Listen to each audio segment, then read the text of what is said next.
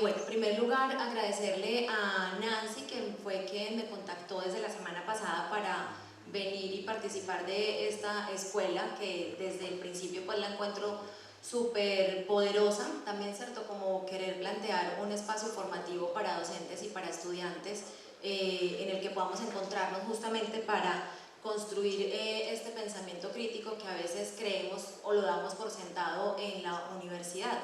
pública o privada, pero pues quienes nos dedicamos también a ejercer la docencia nos seguimos dando cuenta que sigue siendo necesario también generar este tipo de espacios en las universidades, tanto públicas como privadas. Y bueno, lo digo también con el conocimiento de ser docente en una universidad privada y en la que en mi ejercicio como profe pues siempre me pregunto también cómo no enseñar solamente teorías, metodologías o todo lo técnico, en mi caso de la psicología, sino también poder proponer espacios en los que nos pensemos, en mi caso, el ejercicio de una psicología contextualmente situada y una psicología o unas ciencias sociales en general situadas y que miren de cara pues a los fenómenos y a los acontecimientos políticos y sociales más relevantes y que definitivamente atraviesan también la experiencia subjetiva y las experiencias de las personas con las que nos encontramos. Entonces valoro muchísimo este espacio, Mari, y quienes han hecho parte pues de este esfuerzo, porque sé que también hacer la convocatoria, planear, estar en este espacio, siempre tiene también pues sus retos y sus complejidades. Incluso pues después de 2 años que estuvimos en medio de toda la virtualidad por la pandemia, volver a reactivar pues los espacios académicos y de pensamiento crítico de manera formal pues tiene también sus retos, ¿cierto? Entonces, bueno, en primer lugar, como valorar mucho ese espacio. Y lo segundo, entonces, decirles que mi intención en esta tarde es poder compartir con ustedes una experiencia que no es mía, como ustedes lo observaron allí en el video corto, es una experiencia de muchas mujeres que hemos integrado este movimiento y este proceso que llamamos Ruta Pacífica de las Mujeres. Entonces voy a partir ahí, ¿cierto? Como contándoles un poco qué es la ruta, qué hacemos, cómo surgimos y cuáles han sido también nuestros procesos y las apuestas que hemos hecho por construir eso que nos convoca el día de hoy, que es el tema de la memoria histórica y las luchas que seguimos dando también, en este caso pues desde una perspectiva feminista claramente, y las luchas que las mujeres en muchos de estos territorios siguen y seguimos dando para intentar dar ese paso de la guerra a la paz, o incluso en medio de las adversidades que seguimos viviendo en este momento en el país, las mujeres del Bajo Cauca antioqueño, las mujeres del Cauca, las mujeres que están también en Santander, siguen haciendo una apuesta también por llevar en alto todo el trabajo de memoria histórica que hemos hecho, pero también toda la lucha y la resistencia para seguir avanzando, a pesar de que creemos que damos un paso y nos devolvemos como 3 en relación con la construcción de paz. Pero bueno, lo podemos dejar también como para el debate y que sea también una provocación para la conversación que podemos tener. Y en segundo lugar, voy a compartir entonces con ustedes también en medio de todo este surgimiento, la consolidación de este movimiento, cómo la experiencia misma y cómo esta andadura nos fue llevando a la necesidad de construir un propio proceso de memoria histórica que relatara y que pusiera también en el centro las experiencias. Ahorita lo podemos conversar también, este debate que existe sobre la memoria histórica, si lo que se narra son verdades objetivas o si lo que queríamos también narrar en este caso eran las experiencias de las mujeres y sus múltiples hechos de violencia en el marco del conflicto armado. Entonces voy a apuntarle como a esos 2 puntos, uno, el de contarles qué es la ruta, y ahí voy anudando entonces con el segundo punto, que es lo que nos convoca, y es cómo se ha construido este proceso de memoria histórica. Y bueno, dejar entonces también como abiertos algunos puntos que nos permitan hacer la conversación y el debate. En todo este trasegar nos hemos encontrado con muchas discusiones, incluso también dentro del movimiento feminista, algunas de las consignas de las que nosotras echamos mano y construimos pues también han sido objeto de debate y de discusión, no solamente dentro del movimiento y el activismo como tal, sino también que han sido objeto de debate dentro de la academia. Y bueno, creería yo también que la experiencia de transitar pues en la ruta y en mi caso particular de desempeñarme también como profe y como investigadora, pues nos permite también pensar en esa articulación de la que los científicos sociales desde hace mucho tiempo se plantean, y es la posibilidad de no ver solamente la academia por un lado desligada del contexto social y político en el que hacemos investigación, sino que podamos también articular esos dos procesos, el de la academia, la investigación e incluso también el activismo y el desarrollo también pues de una profesión o de las profesiones contextualmente situadas. Bueno, y lo que van a tener allí, solamente voy a presentarles esta diapositiva, ¿cierto? Porque quiero mostrarles allí también como un poco cuáles han sido las publicaciones que hemos hecho, algunas de las publicaciones, y que van a ilustrar un poco como todo este proceso. Bueno, entonces, en primer lugar, como ustedes lo veían allí en el video, la Ruta Pacífica es un movimiento de mujeres que nace en 1996 en un territorio, un municipio muy pequeñito que se llama Mutatá, en el Urabá antioqueño. Un grupo de mujeres estaban en este territorio y empezaron a hablar o empezaron a decirse entre ellas mismas, y no solamente entre ellas mismas, sino que empezaron también a llamar y a convocar a otras mujeres de otros territorios para compartir la experiencia, en este caso, de ser víctimas de violencia sexual por parte de distintos actores armados.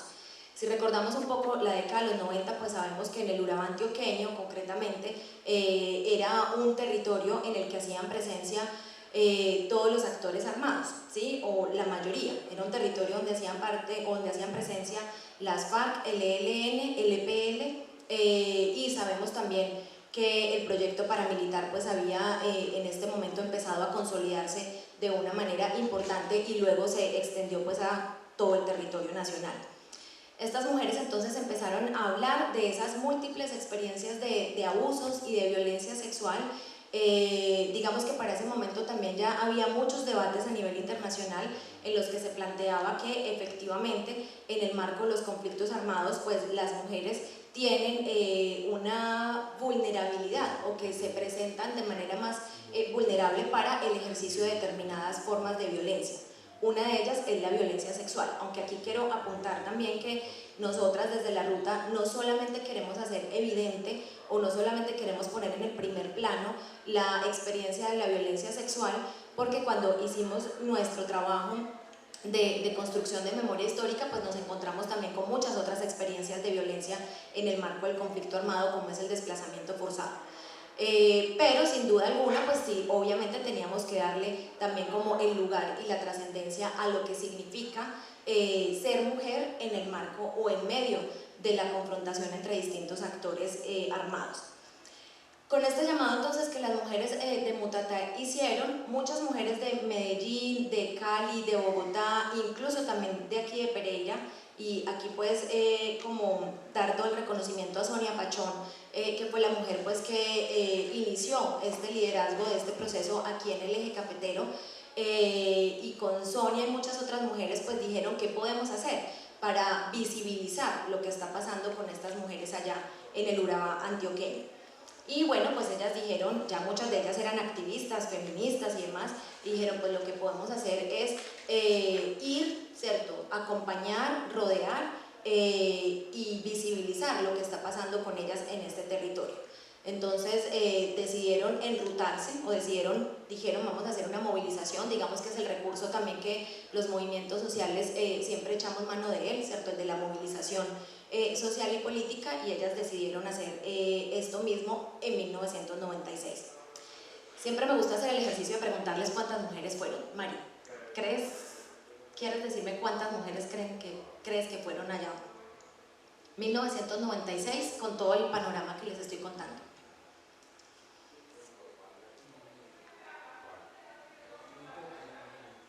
Pocas. Bueno, a veces cuando hago este ejercicio me dicen pues fueron 50 mujeres, empieza también a aparecer toda esta idea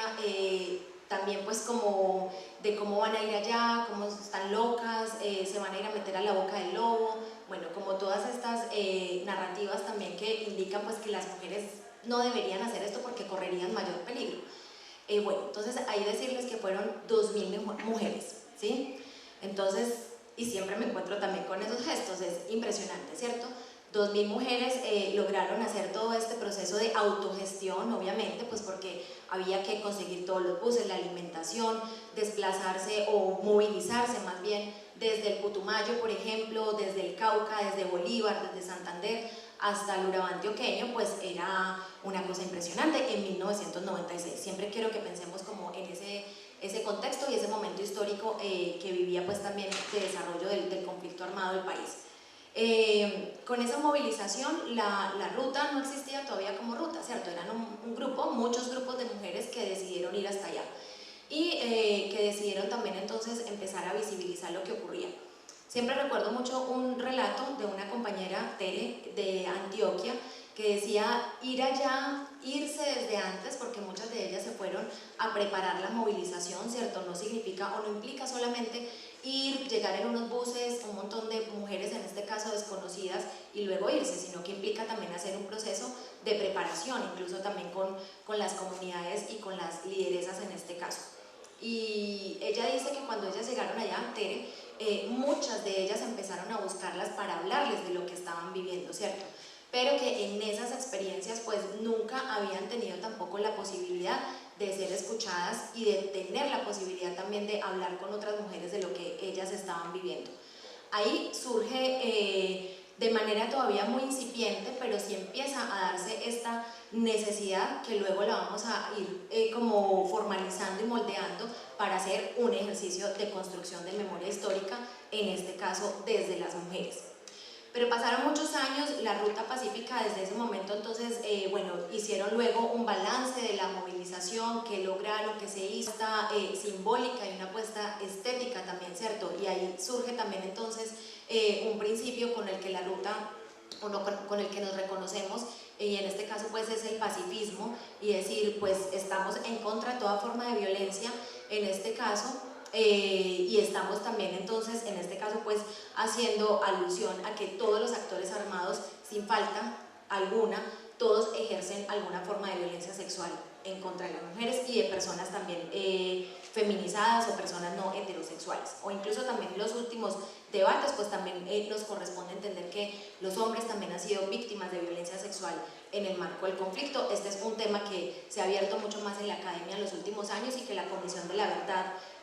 abrió también con todo su proceso en estos últimos años. Bueno, luego entonces la ruta fue consolidándose, ellas dijeron lo que estamos haciendo pues es importante, es poderoso, queremos seguir haciendo también este ejercicio en otros territorios y la ruta entonces se viene consolidando como movimiento. Tenemos este año, cumplimos 26 años y de ahí para adelante, desde 1996, pues se toma la decisión de seguir haciendo uso de este recurso de la movilización y de las acciones colectivas y luego van entonces a Barranca Bermeja, hacen un tribunal simbólico de la verdad en Cartagena, en el que simbólicamente se juzgan a los responsables de distintos hechos de violencia que las mujeres han vivido. Empezamos o se viaja también al Putumayo, que de hecho fue la primera movilización a la que yo fui en Puerto Caicedo. Recuerdo mucho que en ese momento lo que queríamos visibilizar y denunciar también era todo el tema de las fumigaciones con glifosato y el daño que se generaba en el territorio y el daño que se generaba también pues en este caso a las comunidades y también lo vi yo pues con mis propios ojos también todas las afectaciones en el cuerpo y por ejemplo la pérdida de hijos, de bebés, pues de mujeres embarazadas en medio de todas las fumigaciones con glifosato. Y luego también estuvimos, por ejemplo, en el Chocó, en la frontera con Ecuador, en una movilización que hicimos binacional, porque nos encontramos allí mujeres también del Ecuador, mujeres en su mayoría indígenas, y lo que queríamos visibilizar en ese momento era toda la crisis humanitaria y la magnitud del desplazamiento forzado dentro del país y la magnitud del desplazamiento del territorio del sur del país pues hacia este país vecino. Ya más o menos hacia el año 2009 teníamos como 15 años de consolidación de la ruta, de trabajo, de todo este proceso de movilización y recuerdo mucho, yo de hecho estaba pues en esa reunión de la Coordinación Nacional cuando empezamos a decir en todas las movilizaciones que hemos hecho, en todas las acciones colectivas que hacemos como ruta, siempre las mujeres pues obviamente se nos acercan y nos cuentan acerca de sus experiencias de victimización y de violencia en el marco del conflicto armado. Entonces empieza a surgir la pregunta, la necesidad también de decir, bueno, ya estamos preparadas, podemos hacer un proceso de construcción de memoria histórica retomando todos esos relatos, todas esas historias y todas esas experiencias de las mujeres con las que habíamos tenido oportunidad de encontrarnos, mujeres negras, mujeres indígenas, mujeres urbanas, rurales, etc. Y pues ahí empezamos a decir, bueno, deberíamos hacer un ejercicio ya formal, ¿cierto? Y un proceso ya de construcción de memoria histórica. En ese momento nos encontramos en un conversatorio con Carlos Beristain. Él es un médico, doctor en psicología social, de hecho hoy es uno de los comisionados de la verdad. Y con Carlos pues empezamos a debatir y a construir esta idea de hacer un proceso de memoria histórica desde las mujeres. Y ahí surgen entonces las preguntas que en todo proceso de memoria pues siempre empiezan a surgir, ¿cierto?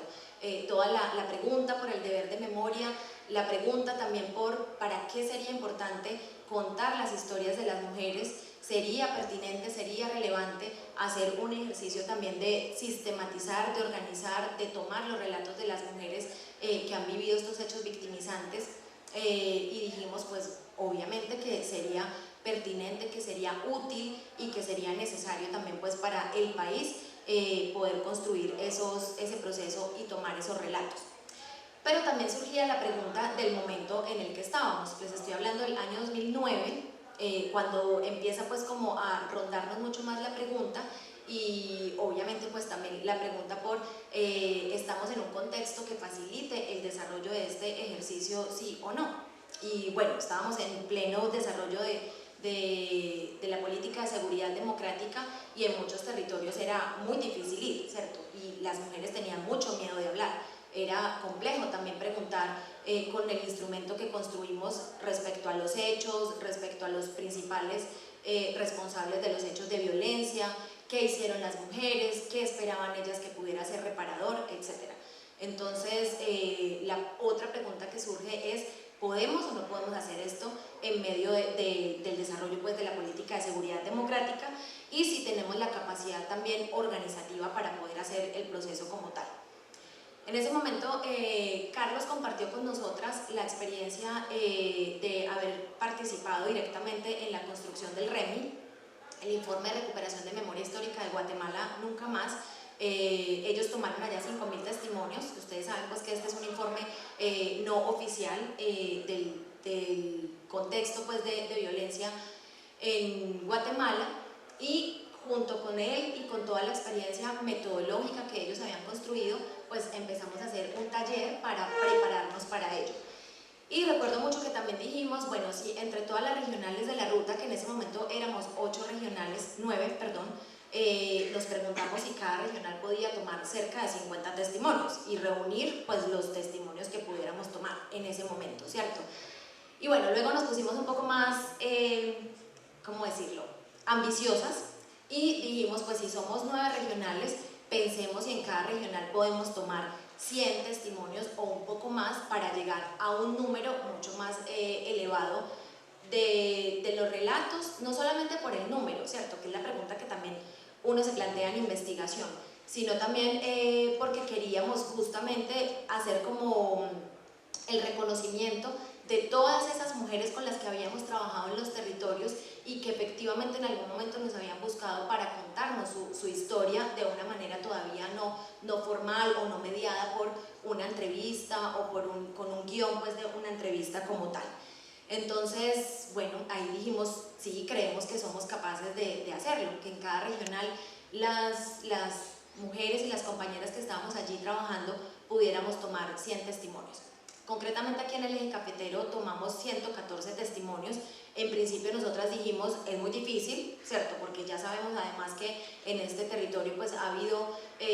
toda una intencionalidad de invisibilizar o de negar las dinámicas del conflicto armado. Entonces, cuando empezamos a hacer como esta búsqueda o este ejercicio de búsqueda de las mujeres que hubiesen vivido hechos de violencia en el marco del conflicto, pues inicialmente nos encontramos con que las organizaciones eran escasas, o muchas veces también las mujeres nos dijeron no queremos, nos da miedo, porque además no nos quedamos solamente pues aquí en Pereira, sino que fuimos a los territorios. Fuimos en Caldas, estuvimos en Supía y en Chinchiná. Aquí en Risaralda estuvimos en Quinchía, Pereira, La Virginia, Guática no, este lo tomamos para la Comisión de la Verdad. Me falta un municipio, ahorita lo recuerdo. Y dijimos, bueno, ahí empezamos entonces, bueno, en Caldas también Río Sucio, era el otro que olvidaba. Y ahí empezamos entonces a decir, bueno, tenemos la capacidad de tomar esos 100 testimonios. Pero luego venía también la otra pregunta de la necesidad de tener recursos económicos para poder estar tomando los testimonios. Les hablo que, por ejemplo, las compañeras del Chocó tenían que viajar un día entero para ir, por ejemplo, hasta Bojayá, que fue el territorio donde ellas tomaron parte de los testimonios luego, bueno, para documentar toda la masacre de Bojayá, pero desde la perspectiva feminista que nos habíamos propuesto trabajar. Y así pues en los otros territorios, con todas las complejidades que cada departamento o que cada región puede tener. Y dijimos, bueno, vamos a ser entonces como capaces de reunir estos testimonios y de reunir también los recursos. Aquí fue también, es necesario decirlo, la cooperación internacional hizo también como su aporte para que nosotras pudiéramos ir a los territorios, pudiéramos hacer este proceso y pudiéramos luego también transcribir todos los testimonios.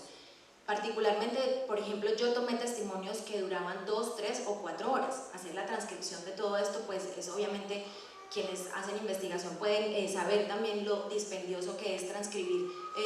unos relatos, bueno, que están grabados, y mucho más si son relatos que duran o que tienen esta duración tan larga. Pero finalmente entonces buscamos todo este apoyo y reunimos entonces casi 1000 testimonios de todas las regionales donde la ruta hace presencia.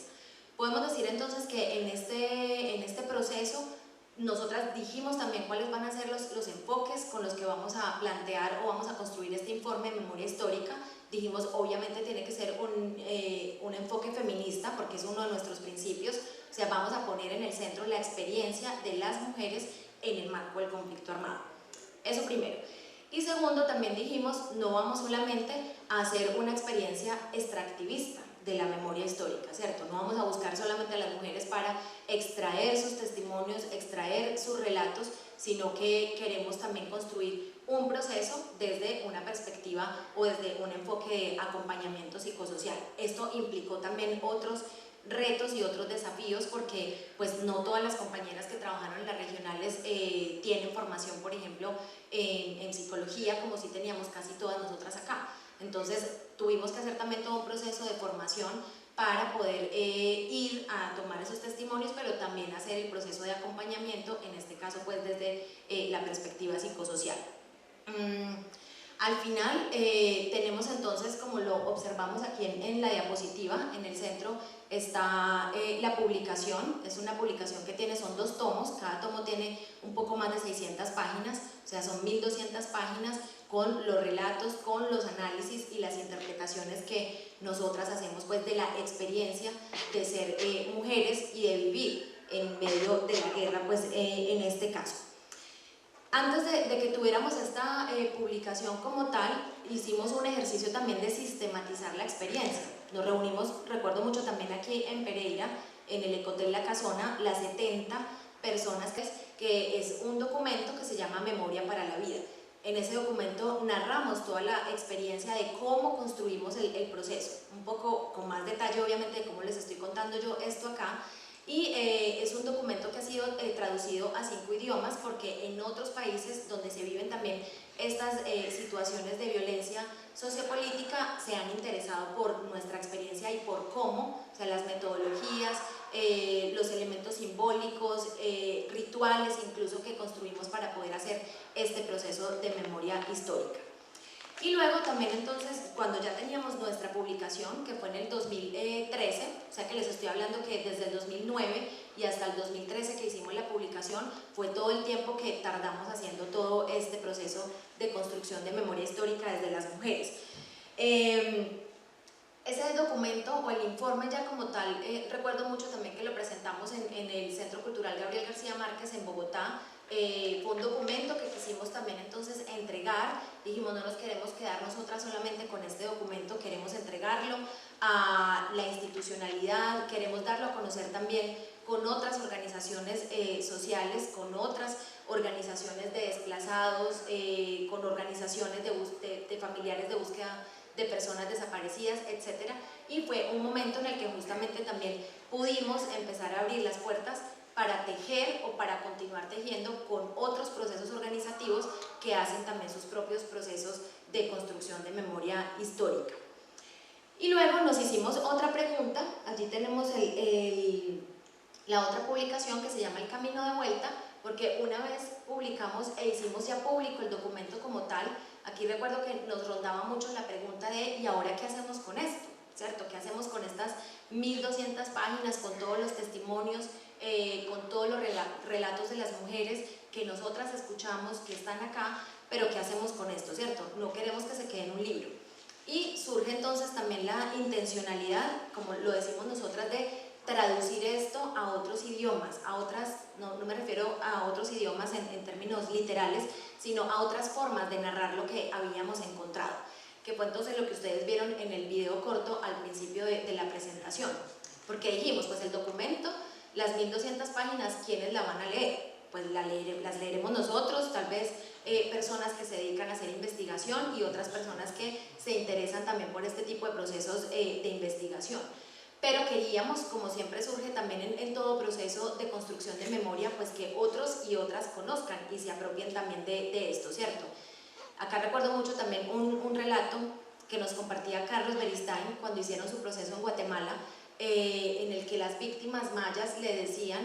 nosotros y nosotras sabemos lo que nos pasó, los victimarios saben qué pasó, ahora queremos que la sociedad sepa lo que nos pasó. Entonces, muy animadas e inspiradas también como en esta reflexión que nos compartía Carlos, pues decíamos, queremos también que la sociedad y que los distintos municipios y ciudades donde trabajamos pues también conozcan sobre este proceso que nosotras habíamos desarrollado. Por eso entonces vieron que por ejemplo en la Regional Santander se construyó una obra de teatro que se trabaja bajo la metodología de el teatro del oprimido, con el acompañamiento de Aura Selmi, que es una psicóloga que hizo todo el proceso de acompañamiento psicosocial y con personas pues expertas también en toda la construcción de teatro, hicieron una obra de teatro en la que narraron las experiencias de las mujeres. Lo mismo hicieron también en el departamento del Cauca, con las mujeres de allí, y en Bolívar. Salieron unos procesos,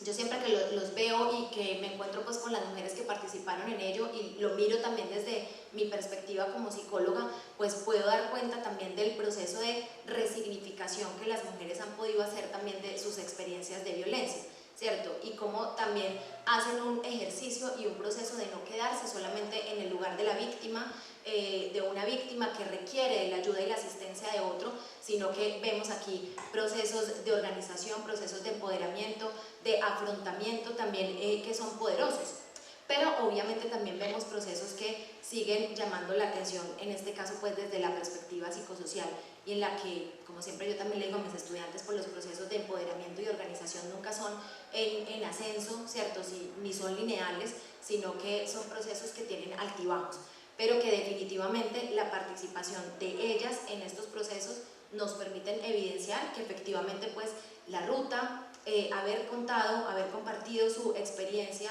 como ellas mismas lo dicen, nos permitió, como ellas lo dicen, sacar todo este veneno que llevaba adentro y me ha permitido también entonces resignificar esa historia de violencia y de dolor, que sigue siendo también en últimas la deuda que como sociedad pues tenemos con quienes han sido las víctimas, no solamente las mujeres, sino también con las múltiples